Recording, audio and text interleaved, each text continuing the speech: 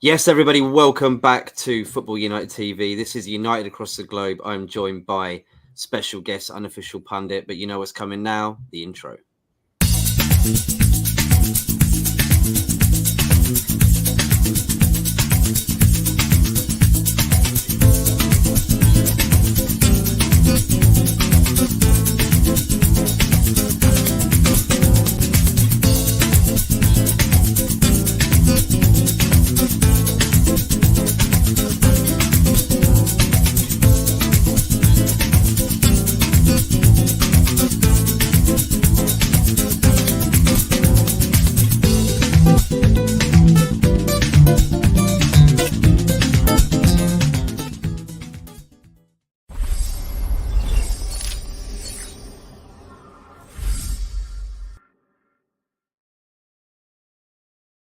Yes, everybody, welcome back. Welcome back to United Across the Globe, the show where we talk all things United. And I'm joined today by the one and only unofficial pundit, mate. Thanks for coming back on. You all right? Thanks, mate. Yeah, I'm good. You? Yeah, not too bad, mate. You know, it's been a very turbulent summer transfer window, hasn't it, for us, mate? Well, I'm sure we'll get into it. But we got to start off, haven't we, about this empty Old Trafford hashtag movement. And I believe you might have some involvement in that. Let us know, mate. What exactly happened to that? How did this movement start? What made you think that it should be done? And how's it going? Well, after last season, I think any United supporter can agree that was the most atrocious season we've had. It was hard to watch, Matt. Right, really hard. And so we just lost a bright. So I was looking forward to this season. I think like anyone else, Ten Hag in. We hadn't signed all the players, but I thought, all right, we're going to get players. We'd made 3 signings already. I was positive. I thought, okay, let's go. It's like against Brighton. It's like we picked up where we left off last season. Hmm. It's like, surely I haven't waited all summer for this. I can't. I think just like any other United fan, I can't do another season of this. Just can't. And it boils down to the blame has to land with the owners. It does. And so I'm sitting there. It's in the evening. I'm going away the next day with my kids and that. I'm just sitting there. Honestly, I'm absolutely fuming. I'm not happy. Obviously, I'm thinking about the football and things like that. And the Naujovic news was out as well. Now, I was never a big fan of United signings Zlatan, Cavani, Ronaldo. Yes, fans love it, sells shirts. But what they're not realising is it's actually setting us back. They might come in and have a good season, but it's setting us back. Unless they're coming in as a stopgap and we're going to win trophies that season as well, but we know who we want to get the following season, that's fine. We don't normally know who we want to get. We're getting them in and then giving them another year or two. Right? It's pathetic. So, but I can understand they've won things, big names. Arnautovic, Manchester United Football Club. He's 33. Nobody else wants him. The Chinese league didn't even fancy him, and he went over there. So I wondered. Not in the wrong way, because you should never forget racism, but put that aside from it. Yeah, he's a known racist as well. Put that aside for a second. Mm-hmm. It's like, really, my football club, the club I love, the club I grew up and would compete, win, lose or draw, we're still competing. Even when we finished second, I knew we competed. I knew the next season we would be coming back at you even harder. They flew over there, didn't they, mate? They flew over there to try and do this deal. That's how serious they were about this. This wasn't just literally we're looking at him. They were there. So I just thought to myself, nah, what can we do here? And in my honest opinion, and some people might take offense to this, that's all right. Everyone has their own opinions. I think the Glazers out protest and just doing the same thing again and again is absolutely useless. It's rinse and repeat. Like, it's just the same thing again and again. If you keep doing the same, if you're failing at something but keep doing the same thing, come on, who's the idiot? Right? Let's be honest. So it just hit me, and I put a tweet out there saying, like, I wish my fellow Reds would boycott one game. I said, an empty Old Trafford, If that doesn't send a statement to the Glazers, nothing ever will. And I sent it to loads of people that I interact with and things like that. And a guy called the Green Devil on Twitter. Funny enough, me and him argue quite a bit on Twitter. Well, he's a great guy. I think we argue because we have our own opinions. Everyone has different opinions, and we believe in what we believe in. Do you know what I mean? Like, he might prefer a player over me or whatever. Mm-hmm. So, but he must have seen it. So he retweeted it saying like empty Old Trafford. He hadn't actually used a hashtag yet, but saying empty Old Trafford, blah blah blah, would whatever he said. But he also commented using the hashtag empty Old Trafford. I was like, wow, that's good. I thought that was brilliant. Yeah. So I used it as well, sent it to a few people. Next morning, I think I woke up. I tweeted the whole page like empty Old Trafford, like just kept writing it like until I couldn't write anymore. And another guy jumped on it called Opta Tom. He jumped on it as well, and he put this tweet out there with Vidic with a Premier League trophy, and I think Rio's in the background. That started getting a bit of traction as well, talking about emptying Old Trafford. Then another guy, I can't remember if it was the Monday or the Tuesday, another guy called United Wesley. Got quite a good following. I think he's got 50 plus K followers. And it goes to every game, by the way. As far as I know, home and away as well. Right. A good match going fan. And he put it out there and said that he wouldn't be taking his seat for the Liverpool game. And it's a picture of Emptyoldtrafford with the Liverpool game, the Liverpool fixture of the day. Like, to be honest, we hadn't even thought of what game. When I first put my tweet out, I hadn't even thought of a game. It was just in general. Yeah. And just so people know, it wasn't about empty stuff. People were like, oh, you can't empty a stadium with 78,000 fans or whatever. I wasn't talking about emptying the entire stadium. That's impossible. I'm talking about emptying 25%. When you're seeing 25% of seats empty around the stadium, that's... I know AC Milan have done this, haven't they? And it worked very well. I have seen it work, but I just wonder, Pundit, with the mentality of some of our fans, that it would just be literally impossible to make that happen. What do you say to counter that? I can't counter it. I'm going to be completely honest with you. After how much it blew up and all the abuse I received, I gave a load back. Don't get me wrong. I think you already know that about me. I'm not. Listen, if you're throwing blows at me, I'm going to throw blows back, and I won't. And listen, if you start throwing blows, I will not hold back. So you can't say to me, "Oh, that's a bit too deep." I won't talk about someone's family or anything like that, but you can't say to me, "Oh, that's a bit too deep." I will not hold back. I'm going to throw every blow possible. And so, if you see the abuse I've received, you would have thought I was supporting the Glazers, not against them. And you are literally that you're getting hate because you're against. Apparently, it's bullshit. Pretty much everybody is.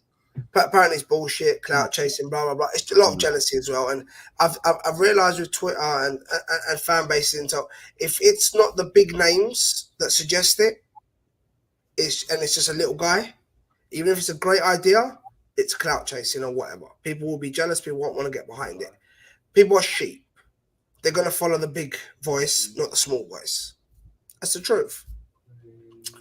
People are such sheep that if a big voice says that we all got to jump off this cliff, believe me, 95% of people will do it because the big voice said it. When the little guy in the background is going, no, we don't need to jump off the cliff. We can actually go this way. 95% of people will jump off this cliff because the big voice said it. Apparently, that's the only way out. And I've realised that now. But it took loads of abuse and everything for me to realise that you're not changing this. You're not beating the Glazers. And you know what? People can hate me for it. People can throw abuse. People can unfollow me. No problem. People can block me. I don't care. You're not beating the Glazers. You can keep doing your bollocks protests. Keep getting together and walking down to the stadium together and singing a load of songs with a big banner. But while you're still filling up that stadium, you're not beating them. That's the cold, harsh truth, isn't it? I think people realise it seems really nice what you're doing, but they do not care. Like they only care when bums are not on seats, because that's where the money's coming from. That's the reason why they're there as well. And if they're losing that money, Pundit, then that's what we need to be doing, isn't it? It's not even so much money, Matt. Those tickets are still paid for, but it's the fact of sponsors are going to see an Old Trafford stadium that's nowhere near capacity. And if you start doing that, you do that for 1 or 2 games. I've spoke to loads of people now. A lot of people on Twitter are, yes, for the global, the foreign fan base. That doesn't make them less of a fan. But some of them have to get up at 3 o'clock in the morning or 7 o'clock in the morning to watch games. Some of them have to do it on their only day off on the weekend. Have to get up at that time. That doesn't make them less of a fan. They're just as much as a fan. Yeah, as a person who lives 5 minutes away and walks down there and's got a season ticket, because daddy had a season ticket and uncle had a season ticket, and it's passed through the family, and granddad had a season. Mate, your season ticket costs you next to nothing. You've had it for years and years, and you live 5 minutes away. You get up on a Saturday or Sunday, have a cup of tea, have a bit of food, and walk down to the stadium. That's your couple of hours out. You're back before anyone even knows you're gone. So you're not even spending a lot of time away from your family. Do you know what I mean? The global fans can't just do that, but they support the club just as much. Of course they do. Yeah. So it's just a hard one, and you look at it and you think to yourself, they're not gonna. So with the match going fans emptying the stadium, global fans, like I said, the ones I spoke to, have said they'll boycott watching the game, so views go down. So there's loads of fans that will do that. Everyone will try to do their part. Now, like I said, we received abuse. It was trending all the way up until the Friday with Glazers out. Empty Old Trafford was. Come the Saturday, it'd gone. So Friday it died off. Come the Saturday, it weren't trending anymore. It was basically died off. I still see a lot of people tweeting it and that. Then we get absolutely hammered by Brentford. Boom. Empty Old Trafford and Glazers out trending again. And I mean trending. Was number 1 in Australia at one point, number 2 in the UK on the trending list. Like, it was trending. And the maddest thing about it is, and what's actually sad, but now mates that I have, because I know you got a lot of friends that support different clubs as well. I live in London, bro. And like, a lot of my mates support West Ham, Arsenal, Spurs. They're all saying, "Oh, your fans are only doing this because you're losing. If you was winning and signing players, you wouldn't be doing it." Well, it trends for an entire week, gets on the news, out the Talk Sport, the Mirror, all the news. Like, there was so many. Come to the weekend, Monday, Casemiro gets announced. We win the game against Liverpool. So there's a huge protest, by the way, yeah. And apparently, Emptyoldtrafford hasn't helped with this protest.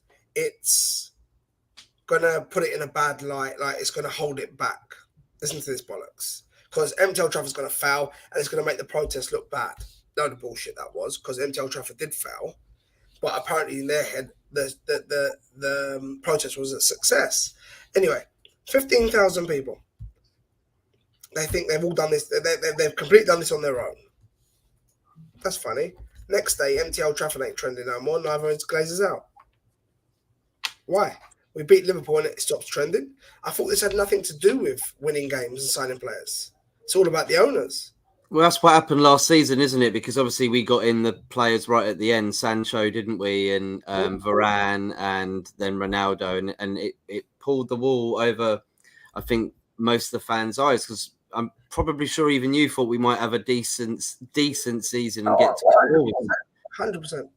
And we didn't. So that was just them sort of going, brilliant. We didn't have to actually spend too much, obviously, on Sancho, but that was pretty much it, wasn't it? Everything else was redundant. So this year it's different. It's not only that. Was there 15,000 people for the first game against Brighton? It should not matter if it's win, lose, or draw. There wasn't 15,000 people. If we beat Leicester, now we've just signed Antony as well. Dubravka should be done by tomorrow. Will there be 15,000 people against Arsenal in this mass protest? No, there won't be. We had our chance, and that was against Liverpool because of the 2 previous results and the lack of signings. There was a chance there to get thousands and thousands, even if it was only 5,000, to get thousands of fans to stay outside the stadium. Do you think it's to do with, because you had fans, obviously, when we were doing good, when we had Alex Ferguson, when the Glazers came in, right? They left, didn't they? Do you remember FC United of Manchester was built and they were Salford. and there was no real signs there. I mean, real signs that we were going to end up the way we were. But obviously people did know about it, didn't they? And of course, when Ronaldo left, you could kind of see the signs in who they were buying and who they were replacing the biggest player or the best player at that time in the world. Do you know what it is, Matt? Unfortunately, being so successful, you pick up glory hunters and people that just don't care. They just want to watch football. They just want to watch good football. If you're winning, they only sing when you're winning. They'll cry when you lose. If we're losing games and not signing the players they want, or not signing enough players, should I say, they will cry. Start winning games and signing players, they're not interested. They're not interested in going to protests every fucking home game and Glazers out. They will tweet it. They will tweet it while things ain't right. They'll jump on the little bandwagon while it's trending. They'll be done with it when we start winning. They're not interested. Out of the entire fan base, I would say to you, 95% don't care. They know it's the right thing to say, Glazers out. They know that's the right thing. They know that it's the right thing to be against the Glazers. A lot of them don't even know why. A lot of them haven't even got a clue why. And that just tells me that you're fighting a losing battle. In my opinion, you're fighting a losing battle. So if you could, maybe if people are not on the same level, if you could say to them right now, what's the reason in your respect why you hate the Glazers? I just think it's the way they run the club and the way it's structured. Like, you've got bankers running a football club. You have bankers. That's like footballers walking in tomorrow and running JP Morgan. That's like an ex-footballer, maybe football manager, walking in tomorrow. They'd probably be quite good. They are their own bank now, aren't they? But do you get my point? That's like an ex-footballer manager walking in and being the head in JP Morgan. It would never fucking happen. It wouldn't. Just there, just there. Forget everything else. There's your issue. Footballing people are not running a football club. Bankers are running a business. So the football club is no longer a football club. It's a business. That's why it's on the New York Stock Exchange. Yeah. And that's my issue. Forget signings, forget winning or losing games and all that. It's how the club is structured. Then we can get on to signing. Even if some people say, oh, you spent a lot of money. If you break it down, we haven't in certain aspects. But even if you say we have, let's say we have, they haven't done it in the right way. They haven't. No. You've got a clapped out Ford Fiesta outside, but you're putting spinning. You remember back in the day when the spinning wheels came out and the wheels keep spinning? You're putting spinners on it. So you've got a £500 Fiesta outside, but you're putting $5,000 like spinning wheels on it. That don't make no sense, mate. You're better off going and buying a £5,000 car and putting £500 wheels on them. Like, do you get my point? They just do it backwards. They'll just sign big. They'll sign big names for big money, or make commercial signings. That's another aspect. Then obviously you have the thing of they never put a pound in, and they never will put a fucking pound in of their own money. By the way, then you can look at other things like they just painted the stadium. They gave the stadium a lick of paint. That's fucking disgusting. With people on the side of it painting it. What do they do? Pop down to Deluxe quickly and get a couple of buckets of paint and just start painting. Mate, it's Old Trafford.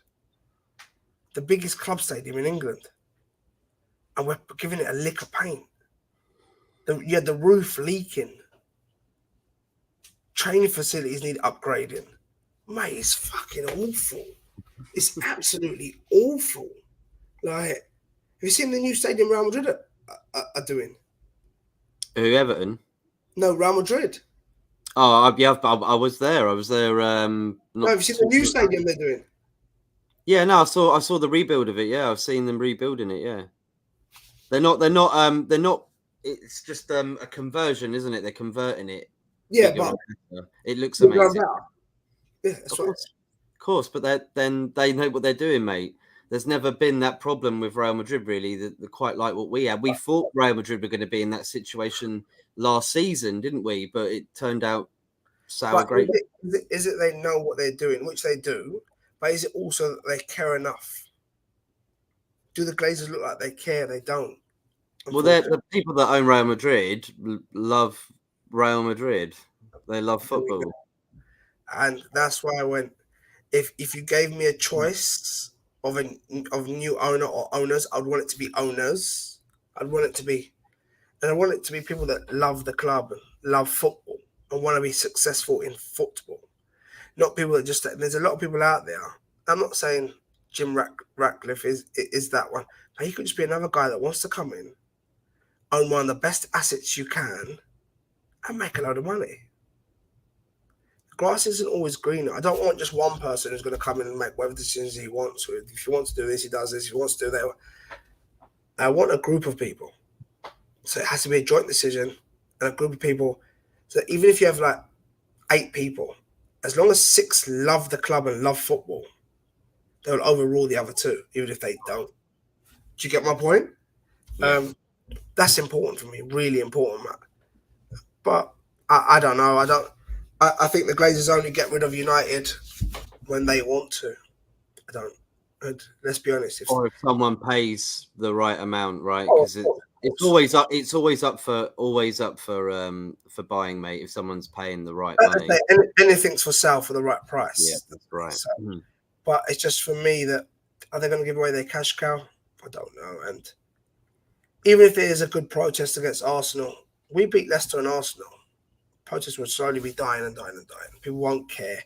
They'll start. Then you get the fans that'll start getting excited for the season, and we're going to do this and we're going to do that. And can we win the league? Or are we going to finish top 4? Can we win the Europa League? It all just gets forgotten, mate. Honestly. So this is why I say they'll be gone when they want to, and the right offer comes in. Nothing else. Yeah, that's the truth. No other way. But at least we're trying to do things, like you said as well. Some fans are unifying together, and the empty old Trafford hashtag did kind of work. People were kind of getting onto it. So look, if you change one mind, pundit, mate, then at least that's course. I couldn't agree more. And unfortunately, mate, as well, I'm going to ask you, what do you think of this game coming up, mate, on Thursday? No, it's difficult, obviously, with what's going on in the background, etc. And it's been a dodgy transfer window, of course. But what do you think, mate? Right, so I'm not speaking for any other fans here, because you know how our fans are. They're divided there, and some like others. But at the moment, if all fit, I think we have 4 good centre backs in Varane, Martinez, Maguire, and Lindelof. I think there's 4 good centre backs at the club. So you can rotate. I hope they all do well, all of them. It's got so bad and so toxic with our fans that they'll want certain centre backs to do bad. It's not good. It's not a good thing for the manager either. He should be able to rotate his squad. He should be able to maybe take Martinez out now because he's been so good, and he could do the rest because we have a game on Thursday, then we have a game again on Sunday. It'd be nice to be able to take Martinez out and Maguire or Lindelof, either one, come in, and they're fantastic. So you win that game as well. That's easier and better for the manager. I think we have 4 decent fullbacks. I love Malacia, by the way. You know I'm a big Luke Shaw fan. We strike loads, but I love Malacia, by the way. I think he's been fantastic. He does. No way for Luke Shaw is their back really at the moment. He's doing a terrific job left back. I don't. That depends on the manager, but with the way Malacia is playing, Luke Shaw won't be an instant first choice. He won't, and that's a fact. I think against Telles there was no competition. Telles was, for me, was awful. So I don't think there was. Now it's like next time Luke Shaw plays, which he will do, you have to rotate your squad. He's going to have to really do well and put up some numbers. If he doesn't, he's going to struggle. But it's a good thing. I think we've got 4 decent fullbacks. So again, you can do good rotation there. Now in midfield, we're signing Casemiro as well. I think we've got 6 pretty good midfielders. You've got Fred, McTominay. Everyone hates. I don't really care. Right. They can still play football. We've got Fred, McTominay, Casemiro, Donny van der Beek, Bruno, and Eriksen. So you've got 6 good midfielders you can rotate with. We've finally got a DM, which we haven't had for a very long time. which is nice. A world-class DM, by the way. And then going forward, praying, fingers crossed he can stay fit. He hasn't been able to at the moment. You got Martial, you got Rashford, Sancho, Elanga, and now you've got Antony. I won't mention the underwear model because I'm hoping he's going to be gone by Thursday. Underwear model. Yeah, who's that? Thinks he's the GOAT. Calls himself the king. Cristiano Ronaldo. Oh, right. Okay. He probably is going to be going. We'll leave that. Yeah. I won't mention him, but the other five, young. The oldest one's 26 in Martial. They're young. I think they're going to be hungry under this manager. They're going to want to work hard. Yeah, I think we've got a really good squad there. Against Leicester, they're struggling, aren't they? They lost to 10 men. Chelsea to play over an hour with 10 men. Don't get me wrong. I've watched the game back on. I know it's only match of the day, but I've watched some of the highlights.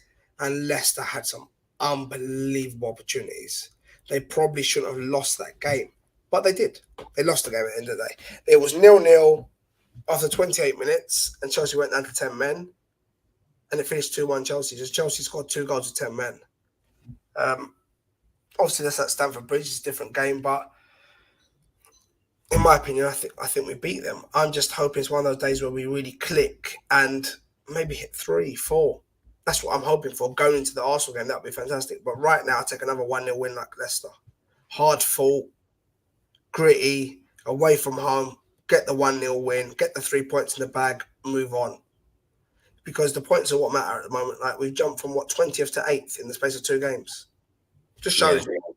Do you know what I mean? All this you're going to try it. You're in the relegation zone, blah, blah, blah. But 2 games. Still above Liverpool.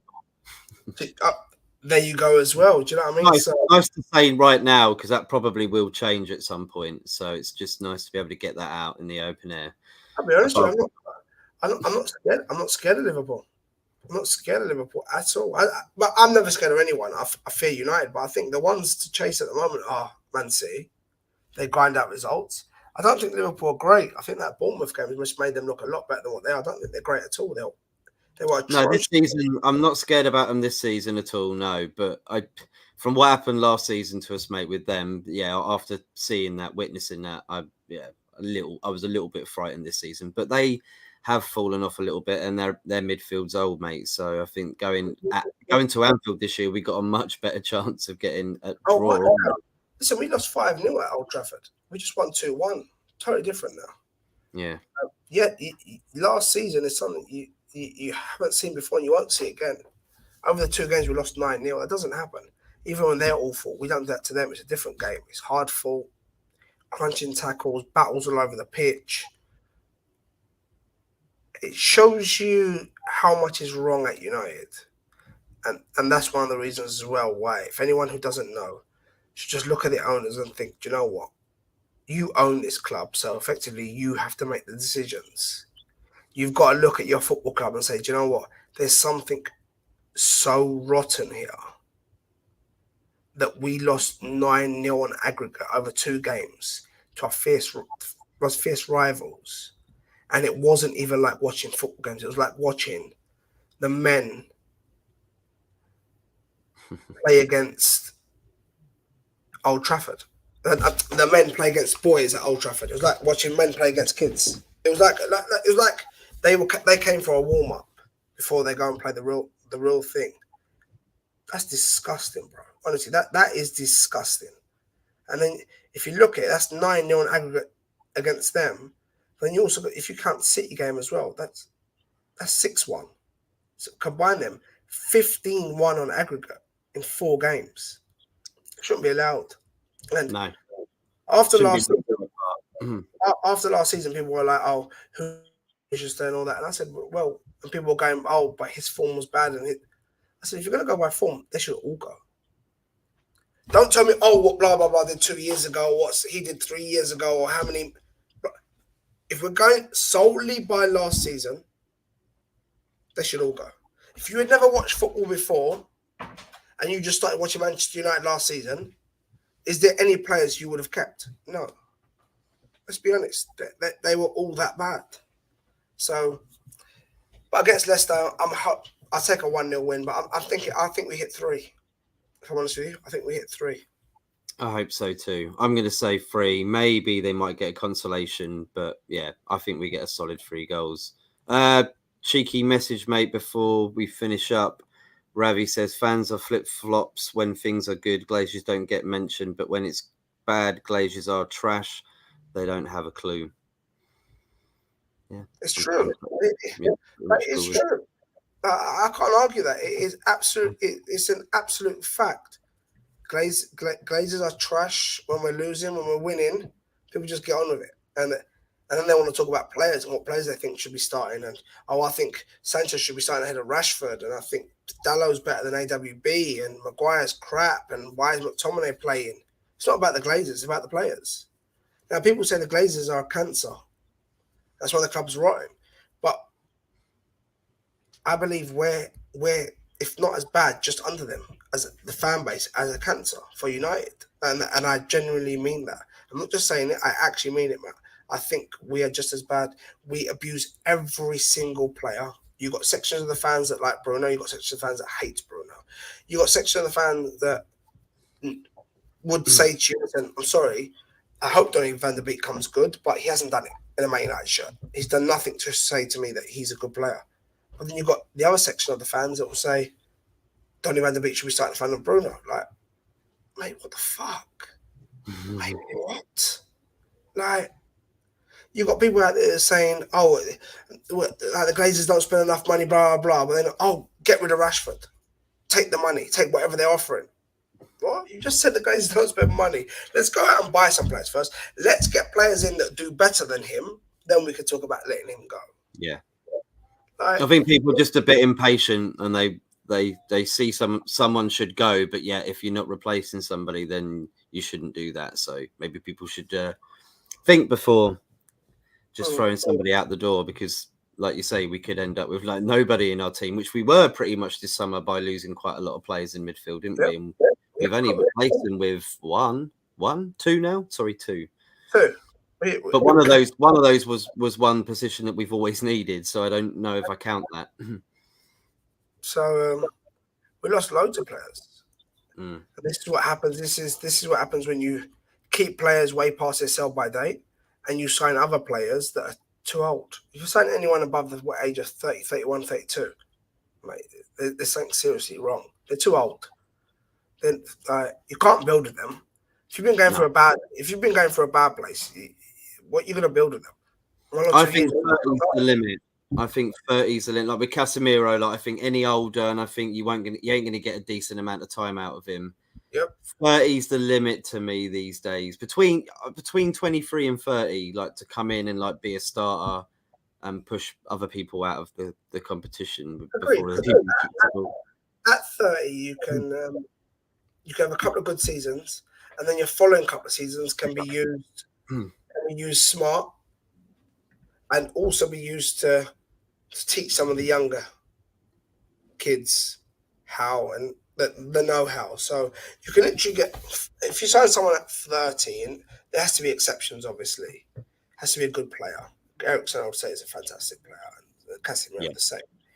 If you get people in at that age, then like I said, you get 2 good years out of them, maybe stretch to 3, but 2 really good seasons, and then after that 2 seasons, like I said, where they rotate more, but they're smart with it and teach other kids and things like that. So you can get that's a good age. When you're signing them at 33, 34, 35, 36, it's fucking embarrassing, mate, honestly. It's a retirement home, isn't it? It sounds like. Yeah, 100%. Right, we'll finish it off there then, Pundit. Right, because I know you got a. I've got a shoot as well, mate. Thanks a lot, though, Matt. It's good to see you back. Yeah, mate. Cheers for coming. One quick question: what do you think? We'll wrap it up. What do you think of the signings? I don't think it's been a good transfer window, mate. No, of course it hasn't. No, I don't. I mean, the signings are good, but it just seems a bit of a panic. I mean, how much is Casemiro on? 375,000. You mean you can't be seriously telling me that he came just because he thought the project looked great?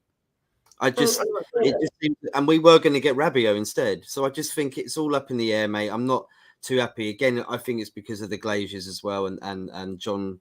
Let me ask you, I hear a lot of people saying this, and I've given it 8 out of 10 rating. Yeah, some people are like, nah, it's a 5, it's a 6, blah blah. It's a panic. What you said as well. I'm not saying you're wrong, but what do you think Malacia was a panic buy?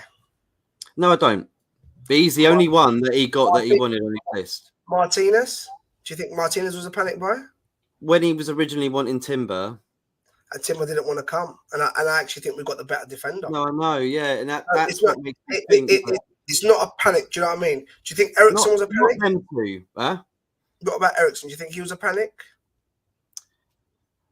I was a sensible buy, but I would, because it wasn't a buy, so I don't really put it in there. Antony, do you think that was a panic, or it's a player? I do in the end, yeah, definitely, because they could have got him for less, couldn't they? And we knew about this. I mean, Antony knew about it as well. I swear they'd already like nearly penned out that deal. So I just think, look, I think probably a 7 out of 10, which is still, I'm still confident that it's good, but I just wish that they wouldn't have messed around with De Jong. If they knew from scratch that he wanted to stay at Barcelona, they could have asked him, who else do you want? Like that I agree with. I think and this isn't criticism of the manager. I don't think he's good. It's just a fact. I think he's not been in this situation before. At Ajax, he couldn't say, I want that player. You get him. 100%. Ajax haven't got that power. He was now in a situation where he said, oh, it's a bit like David Moyes. David Moyes coming from Everton. He's like, I want Gareth Bale. Gareth Bale don't want to play for you, mate. I want Fabregas. I want Thiago. I want this one. Mate, they don't want to play for you.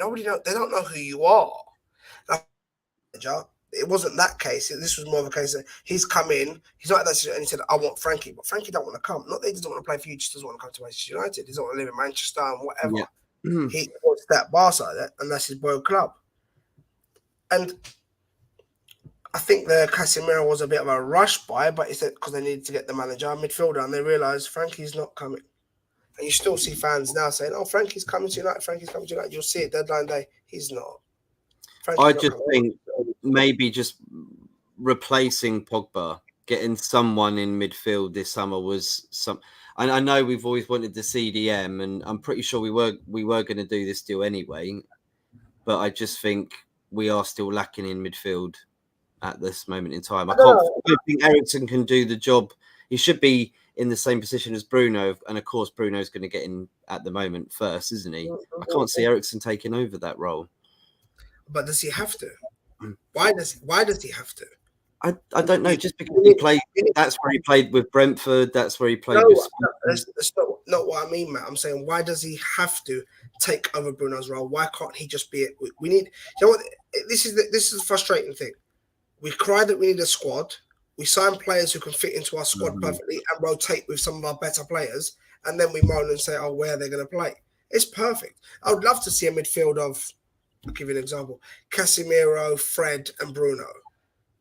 With knowing that I've got Eriksen on the bench, and if we need a goal, you can bring Eriksen on for the last 20, 25 minutes and just say to him, listen, we need to attack. We need to get more balls in the box. We need that's what I'm agreeing with you on that. You couldn't take Bruno. If you took Bruno, who was you going to bring on? Donny? Come on. No, I think Eriksen can play any role. I definitely think he can, but it's just whether Ten Hag prefers him in that role, because he had him at Ajax, didn't he? And that's the reason why he acquired. I think for me, just what I'm really positive about is that we finally got a DM. That's what I'm happy about. I'm happy about that. I'm happy that we finally got a right winger who's left-footed, so can cut in 4 goals with his left foot. I'm happy about that. We've finally got some extra competition in defence. We've got another playmaker in Eriksen. So we're not just relying on Bruno, and we're apparently getting that Dubravka as well, the goalkeeper. Yeah, do you know what I'd love to have seen? Dumfries from Inter Milan. I'd have liked to have seen him coming, because I think he would have the same impact as Malacia. Malacia, I keep saying Malacia. Yeah, I just think that would have been a good buy. I don't understand why nobody else has bought him. He's a very good right back. Yeah, I know what you're talking about. Dumfries, yeah. Okay, Matt, no problem. All right, mate. Well, look, cheers for coming on, everybody. Where can they find you, Pundit, mate, if anybody wants to? I know you do your spaces. That's I, important. I do my spaces on Twitter. I'm just on Twitter, unofficial pund1. That's what we are on Twitter. That's our handle. Our Twitter got hacked. We're not really on Twitter at the moment. Anyone who knows, anyone who sees this, anyone you talk to, let them know that not Twitter. Sorry, our Instagram got hacked. Sorry, our Instagram got hacked. So we're not on Instagram. We're trying to get it back at the moment. We're having issues with that. So anyone who knows anyone, please let people know that our Instagram has been hacked. So don't trust any DMs, you get from there, any messages, anything you get from there. It's not us. So the only thing we're on at the moment is Twitter. That hasn't been, by the way. That was, sorry. We're on Twitter, which is unofficial pund1. And I do spaces myself. I jump on a lot of people's spaces. I interact with a lot of people on there. So I'm just mainly on there, bro. I don't do the YouTube thing. I ain't got time for it. It's a bit jarring as well, if I'm honest. I don't mind jumping on. I don't mind jumping at others like yours. Someone invites me on, I'm more than happy. That's and cool, but it's hard, mate. Honestly, it's hard. You got, if you wanna do well on YouTube, mate, just watch Gold Cunt, aka Mark Goldbridge. Watch him and just copy everything he does.